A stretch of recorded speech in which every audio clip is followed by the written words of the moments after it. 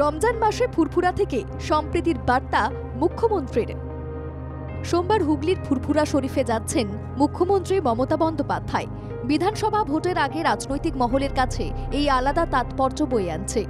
ধর্ম নিয়ে বিজেপির রাজনীতির বিরুদ্ধে কড়া বার্তা কি দেবেন মমতা বন্দ্যোপাধ্যায়?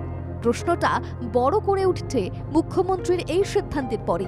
কয়েকদিন আগে নবান্নে গিয়ে মুখ্যমন্ত্রী মমতা বন্দ্যোপাধ্যায়ের সঙ্গে দীর্ঘ 20 মিনিট আলোচনা করেন ভাঙড়ের বিধায়ক নওশাদ সিদ্দিকী।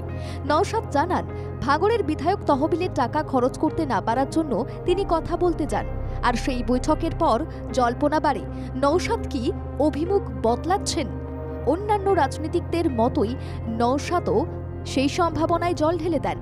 তবে শুভেন্দু অধিকারীর মুসলিম বিদ্বেষী মন্তব্যের তীব্র সমালোচনার সুর শোনা যায় নওশাদের গলায়। তৃণমূলের সুরেই সরব হন নওশাদ। কাকা তহা সিদ্দিকীর সঙ্গে তৃণমূলের সম্পর্ক বরাবরই ভালো।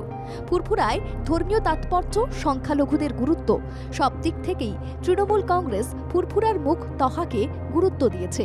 এখন নওশাদও সুর নরম করছেন।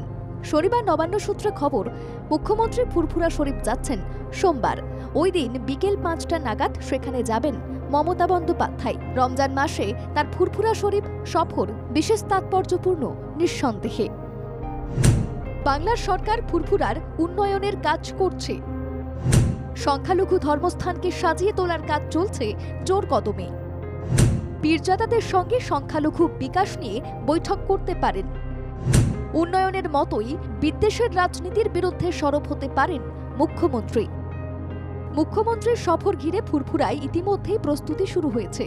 রমজান মাস অত্যন্ত পবিত্র।